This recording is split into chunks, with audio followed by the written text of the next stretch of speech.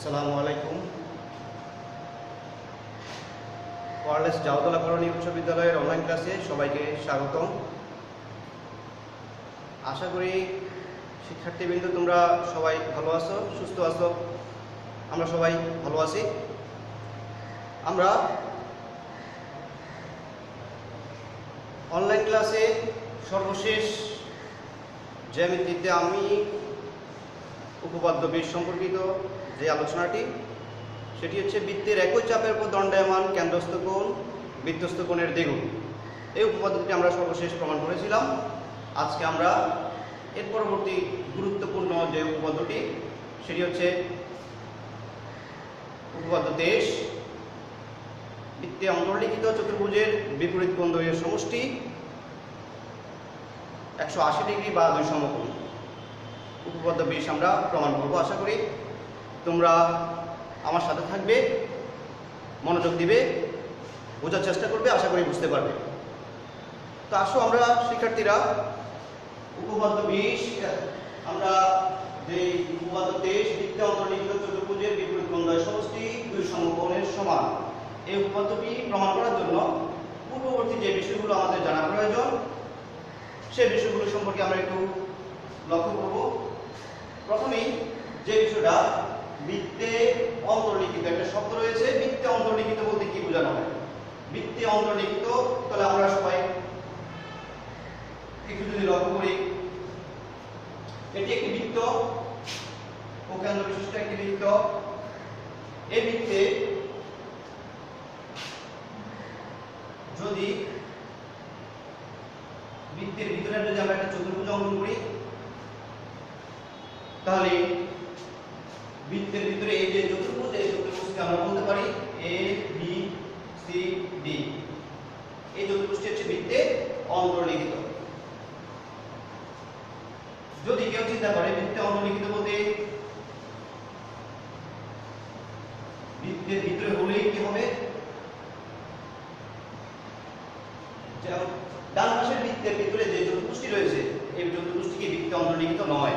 কারণ চতুর্ভুজের শীর্ষবিন্দুগুলো অবশ্যই পরিধির যে বক্ররেখা সেখানে থাকতে হবে, তাহলে চতুর্ভুজটি কি হবে, বৃত্তে অন্তর্লিখিত হবে। তাহলে বাম পাশের যে বৃত্ত রয়েছে সেই বৃত্তে এ বি সি ডি বৃত্তে অন্তর্লিখিত, কিন্তু ডান পাশে যে চতুর্ভুজটি রয়েছে বৃত্তের ভিতরে সেটি বৃত্তে অন্তর্লিখিত নয়। তাহলে বৃত্তে অন্তর্লিখিত হতে হলে অবশ্যই বৃত্তের ভিতরে যে চতুর্ভুজটি রয়েছে সেটি অবশ্যই বৃত্তের সাথে সম্পর্কিত হতে হবে।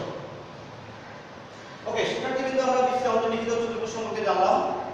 এবার আমরা পূর্ববর্তী যে উপপাদ্যটি আমরা আলোচনা করেছিলাম সেই উপপাদ্যটি সম্পর্কে আমরা একটু মনে করার চেষ্টা করব। উপপাদ্য 20 আমরা কি শিখেছিলাম? আমরা শিখেছিলাম বৃত্তে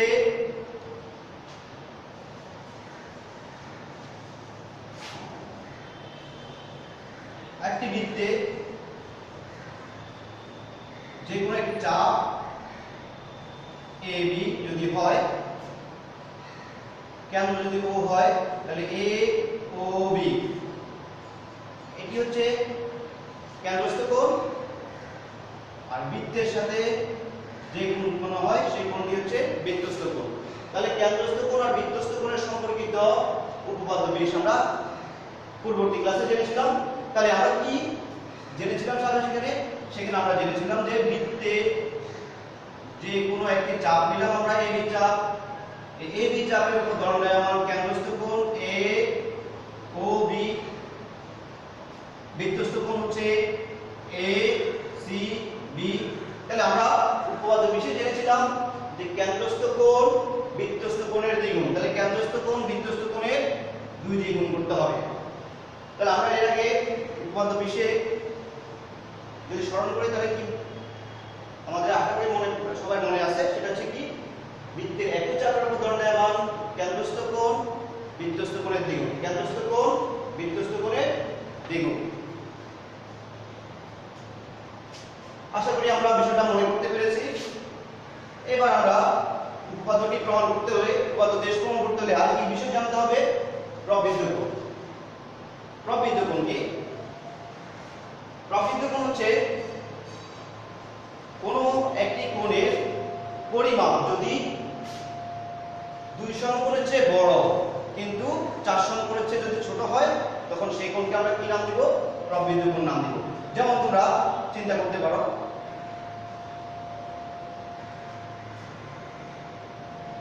যেমন এ ও বি, যদি এই কোণকে চিন্তা করো, এটা কত ডিগ্রি? এটা হচ্ছে 180 ডিগ্রি। এ ও বি এই কোণটি হচ্ছে 180 ডিগ্রি এবং এটাকে আমরা বলি সরল কোণ। তাহলে এটা যদি 180 ডিগ্রি হয়, আমরা যদি কোণটাকে যদি এই পাশে চিন্তা করি, এইভাবে চিন্তা করে এদিকে নিয়ে আসি, তাহলে এটি 180 চেয়ে কি হবে? বড় হবে। যেহেতু এটি 180 চেয়ে বড়, এই 180 চেয়ে বড় অর্থাৎ 2 সমকোণের চেয়ে বড় কোণকে আমরা কি বলতে পারি? প্রবৃদ্ধ কোণ বলতে পারি। তাহলে প্রবৃদ্ধ কোণ কি? প্রবৃদ্ধ কোণ হচ্ছে যে কোণের পরিমাপ 180 থেকে অর্থাৎ 2 সমকোণের চেয়ে বড় কিন্তু 3 সমকোণের চেয়ে যদি ছোট হয় তখন সেটাকে আমরা 4 সমকোণ থেকে যদি ছোট হয় তখন তাকে আমরা কি বলবো? প্রবৃদ্ধ কোণ। আমরা এরপরে শিখব সম্পূরক কোণ। সম্পূরক কোণ কি? সম্পূরক কোণ হচ্ছে দুটি কোণের সমষ্টি। যেমন আমরা চিন্তা করতে পারি এটা ও, এটা এ, এটা হচ্ছে বি। তাহলে এখানে একটি কোণ, এখানে আরেকটি কোণ, দুটি কোণের সমষ্টি হচ্ছে এ ও বি। তাহলে এখানে যদি সম্পূর্ণ কোণ চিন্তা করি তাহলে এটা এক সরল কোণ। এক সরল কোণ মানে হচ্ছে 180 ডিগ্রি বা 2 সমকোণ। তাহলে এই এক সরল কোণকে আমি দুই ভাগে ভাগ করছি, এ ও সি, বি ও সি। তাহলে এই দুটি কোণের সমষ্টি হচ্ছে 180 ডিগ্রি। তাহলে দুটি কোণের সমষ্টি যদি 180 ডিগ্রি হয় তবে এদের একটি অপরটি কি বলবো? সম্পূরক কোণ বলবো। সম্পূরক কোণ কি? দুটি কোণের সমষ্টি যদি 180 ডিগ্রি হয় তবে এদের একটিকে আমরা অপরটি কি বলবো? সম্পূরক কোণ বলবো। প্রিয় শিক্ষার্থী, আমরা উপপাদ্য দেশ প্রমাণের দিকে চলে আসি। প্রথমেই আমরা আমাদের প্রদত্ত তথ্য অনুসারে আমরা একটা চিত্র অঙ্কন করব। বলছে বৃত্তে অন্তর্লিখিত চতুর্ভুজ। আমরা বৃত্তে অন্তর্লিখিত একটি চতুর্ভুজ অঙ্কন করি।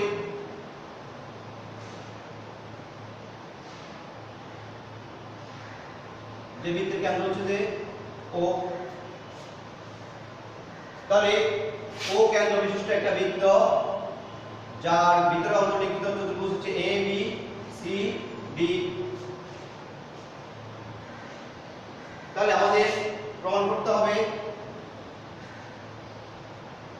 কি প্রমাণ করতে হবে? বলছে চতুর্ভুজের বিপরীত কোণদ্বয়ের সমষ্টি কত হবে? 2 সমকোণ। তাহলে এ বি সি ডি একটি চতুর্ভুজ যার বিপরীত কোণ কি? যেমন বি কোণ এবং বি কোণ হচ্ছে পরস্পর বিপরীত কোণ, এ কোণ এবং সি কোণ হচ্ছে পরস্পর বিপরীত কোণ। তাহলে বি কোণ এবং ডি কোণ এই দুটি কোণের সমষ্টি হচ্ছে আমাদের 180 ডিগ্রি বা 2 সমকোণ। ঠিক একইভাবে কোণ এ এবং সি এর সমষ্টি কত হবে? 180 বা 2 সমকোণ। অর্থাৎ এটা কার ক্ষেত্রে প্রযোজ্য? শুধুমাত্র বৃত্তে অন্তর্লিখিত চতুর্ভুজের ক্ষেত্রে আমরা এই কথাটা বলতে পারি। তাহলে আমরা বিশেষ নির্বাচনটা কি লিখতে পারি?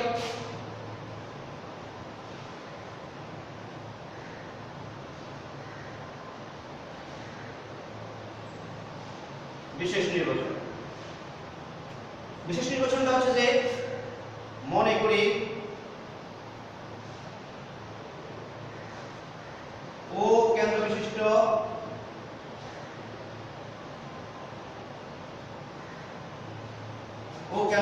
বৃত্তে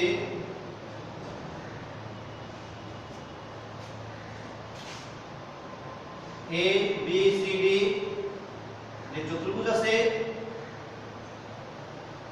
চতুর্ভুজটি অন্তর্লিখিত।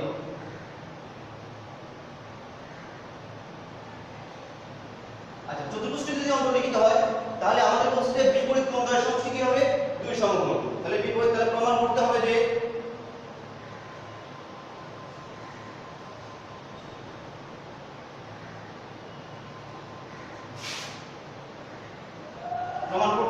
যে তাহলে আমাদের কি প্রমাণ করতে হবে?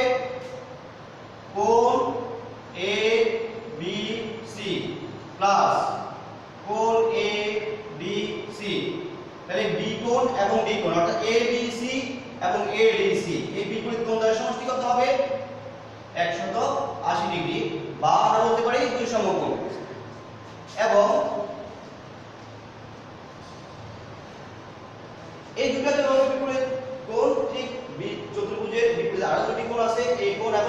সি কোণ। তাহলে আমরা কি লিখতে পারি এখানে B A D, B A D plus B C D equal তাও 180 ডিগ্রি।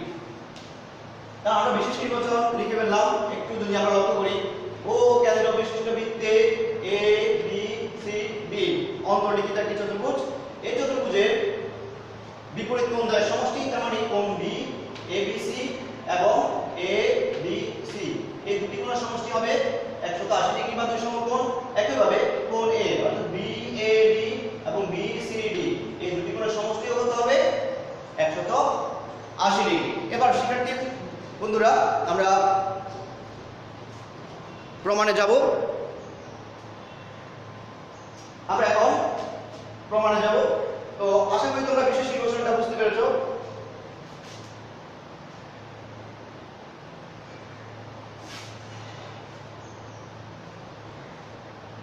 তাহলে আমরা সবাই একটু লক্ষ্য করি,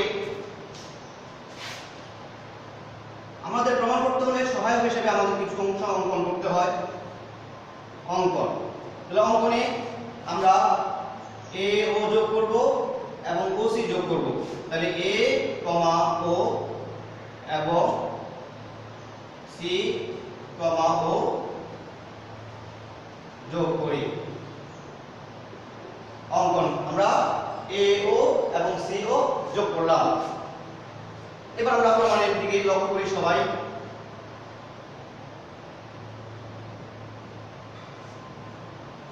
শিক্ষার্থী বন্ধু, আমরা এর আগে নিশ্চয়ই চাপ সম্পর্কে জেনেছি। তাহলে এ বি সি এই অংশটুকু একটা চাপ।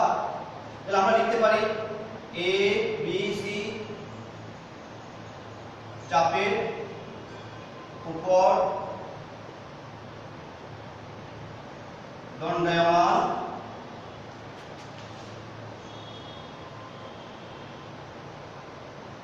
কেন্দ্রস্থ কোণ।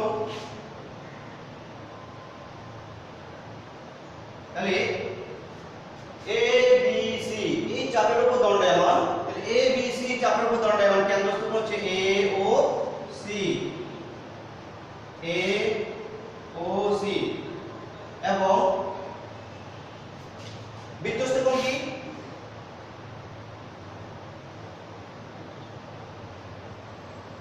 বৃত্তস্থ কোণ হচ্ছে, তাহলে ওই একই চাপের উপর দণ্ডায়মান বৃত্তস্থ কোণ হচ্ছে A D C, A D C. নিচে তাহলে আমাদের সবার মনে পড়ে গেল উপপাদ্য 20 যে একই চাপের উপর দণ্ডায়মান কেন্দ্রস্থ কোণ আর বৃত্তস্থ কোণের সম্পর্ক। সেটা কি? কেন্দ্রস্থ কোণ বৃত্তস্থ কোণের দ্বিগুণ। তাহলে কেন্দ্রস্থ কোণ সূত্র আমরা তাহলে কি লিখতে পারি? সুতরাং কোণ A O C equal 2 A D C. এটা কই থেকে লিখলাম আমরা?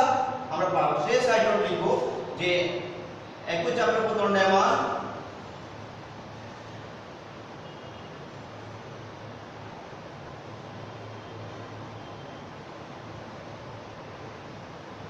একই চাপের উপর দণ্ডায়মান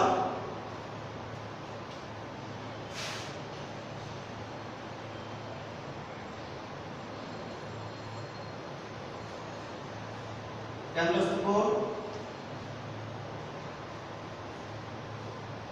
বৃত্তস্থ কোণের দ্বিগুণ।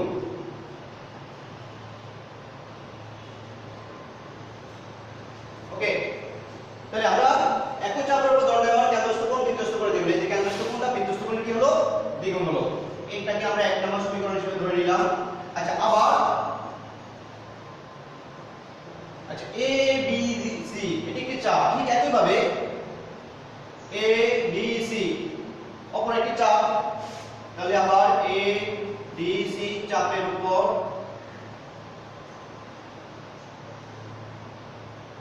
দণ্ডায়মান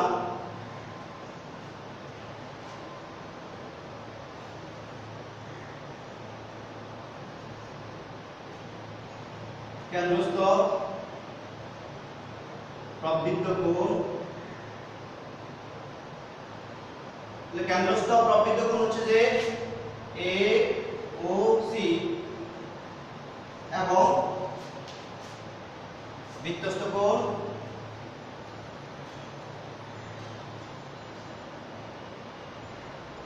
এ বি সি। ওকে, আমরা লক্ষ্য করি এডিসি এই চাপ, উপরে যে অংশটুকু আছে, যে চাপটা আছে সেই চাপ, এডিসি চাপের উপর দণ্ডায়মান কেন্দ্রের সাথে উৎপন্ন কোণ হচ্ছে যে এটা, এই কোণটি। তাহলে এই কোণটি হচ্ছে যে 180 থেকে বড় হওয়ার কারণে এটা কারণে কি করলাম, প্রবৃদ্ধ কোণ বললাম। তাহলে একই চাপের উপর দণ্ডায়মান বৃত্তস্থ কোণ হচ্ছে বি কোণ, এ বি সি।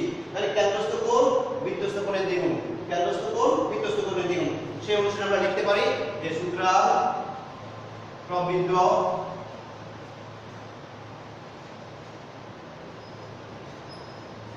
কোণ AOC ইকুয়াল দ্বিগুণ 2 ইনটু কি আগে কি হবে, 2 ইনটু ABC, ABC। এটাকে 2 নম্বর সমীকরণ আমরা বললাম। প্রিয় শিক্ষার্থীরা, আমরা নিশ্চয়ই এই অংশটুকু বুঝতে পেরেছি যে ABC চাপের উপর দণ্ডায়মান কেন্দ্রস্থ কোণ AOC এবং বৃত্তস্থ কোণ ADC। তাহলে কেন্দ্রস্থ কোণ বৃত্তস্থ কোণের দ্বিগুণ, সেই অনুসারে আমরা লিখলাম। একই ভাবে ADC যে চাপ আছে সেই চাপের উপর দণ্ডায়মান কেন্দ্রস্থ কোণ প্রবৃদ্ধ কোণ যেটা সেটা, তাহলে কেন্দ্রস্থ প্রবৃদ্ধ কোণ, এবং ঠিক একই চাপের উপর দণ্ডায়মান বৃত্তস্থ কোণ হচ্ছে ABC। তাহলে কেন্দ্রস্থ কোণ বৃত্তস্থ কোণের দ্বিগুণ।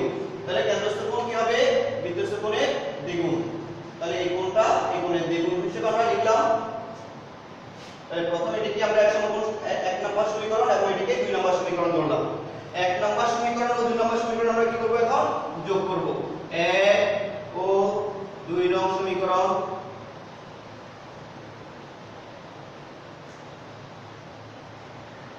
যোগ করে,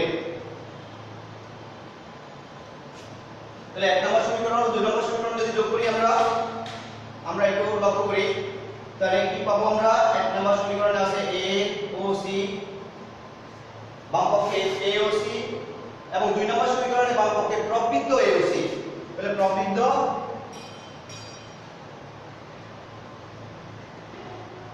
AOC সমান ডান পক্ষে আছে 2 ইনটু ADC। তাহলে 2 ইনটু ADC, আবার 2 নম্বর সমীকরণে 2 ইনটু ABC। তাহলে যদি দুটো যোগ করি 2 কমন যাবে, তাহলে আমরা 2 যদি কমন নিয়ে ফেলি তাহলে থাকে কি কোণ ADC প্লাস কোণ ABC, বা শিক্ষার্থীরা আমরা সবাই একটু চিত্র দিকে আমরা লক্ষ্য করি।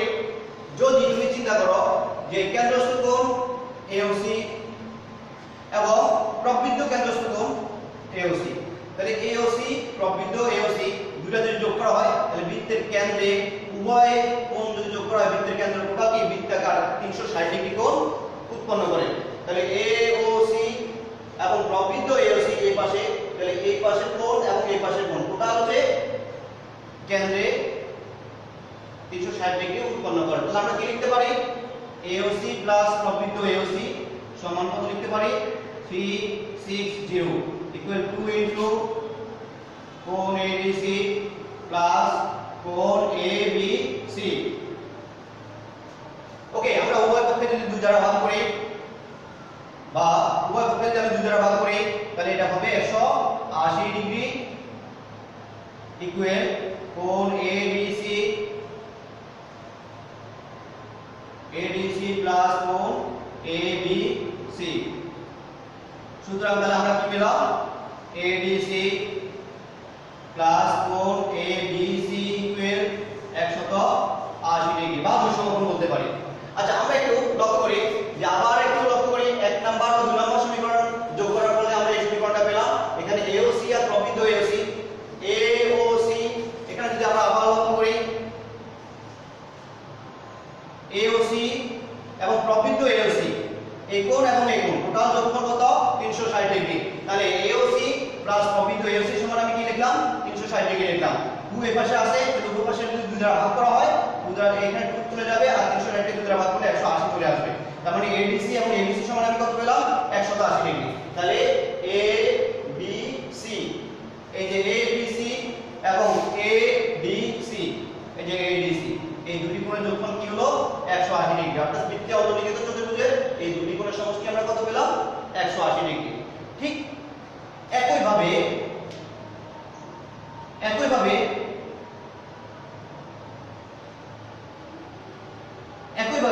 আমরা এ ও সি এই যে কেন্দ্রের সাথে যোগ করছি এইভাবে যোগ না করে যদি বিও এবং ডিও যোগ করি, বিও এবং ডিও যোগ করি, তাহলে আমরা ঠিক এই কোণ আর এই কোণের যোগফল একইভাবে আমরা কি নির্ণয় করতে পারি, 180 ডিগ্রি নির্ণয় করতে পারি। সেটা কি, একইভাবে বিএডি প্লাস কোণ বিসিডি ইকুয়াল কত, 180 ডিগ্রি প্রমাণ করা যায়। প্রমাণিত।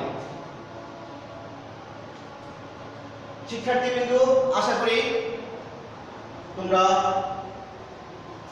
উপপাদ্য 23 খুব গুরুত্বপূর্ণ উপপাদ্য হিসেবে এটি আমি করালাম, আশা করি তোমরা বুঝতে পারছো। এখানে দুই সমকোণ 180 ডিগ্রি, দুই সমকোণ মানে 180 ডিগ্রি। আবার এটাকে এইভাবে যদি বলে বৃত্তে অন্তর্নিহিত চতুর্ভুজের বিপরীত কোণদ্বয়ের সমষ্টি সম্পূরক। দুইটি কোণের সমষ্টি হচ্ছে সম্পূরক। দুইটি কোণের সমষ্টি সম্পূরক মানে কি, দুটি সম্পূরক বলতে কি বোঝানো হয়, দুটি কোণের সমষ্টি দুটি আমরা যেটা বলতেছিলাম যে দুটি কোণের সমষ্টি যদি 180 ডিগ্রি হয় তবে এদের একটি কক্ষটি সম্পূরক বলা হয়। তাহলে এখানে দুই সমকোণ না বলে সম্পূরক বলতে পারতো, সমষ্টি হচ্ছে দুই সম্পূরক। তাহলে সেক্ষেত্রে সম্পূরক বললে ঠিক সেম কথা, 180 ডিগ্রি দুই সমকোণ বা দুটি কোণের সমষ্টি 180 হলে এদের একটি অপরটির সম্পূরক বলে, সম্পূরক কোণ হতে পারে।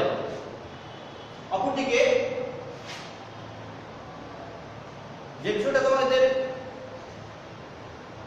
খুব গুরুত্বপূর্ণ বিষয় সেটা হচ্ছে উপপাদ্য 20 যেভাবে খুবই গুরুত্বপূর্ণ হিসেবে আমি পড়ালাম, একইভাবে উপপাদ্য 23 গুরুত্বপূর্ণ উপপাদ্য হিসেবে তোমরা বাসায় ভালো করে পড়বে, বুঝবে। শিক্ষার্থীবৃন্দ, সবাইকে ধন্যবাদ। সবাই ভালো থাকবে, সুস্থ থাকবে, সবাই সবার জন্য দোয়া করবে। সবাইকে ধন্যবাদ জানিয়ে আজকে আমার ক্লাস আমি সমাপ্ত ঘোষণা করলাম। সবাইকে ধন্যবাদ।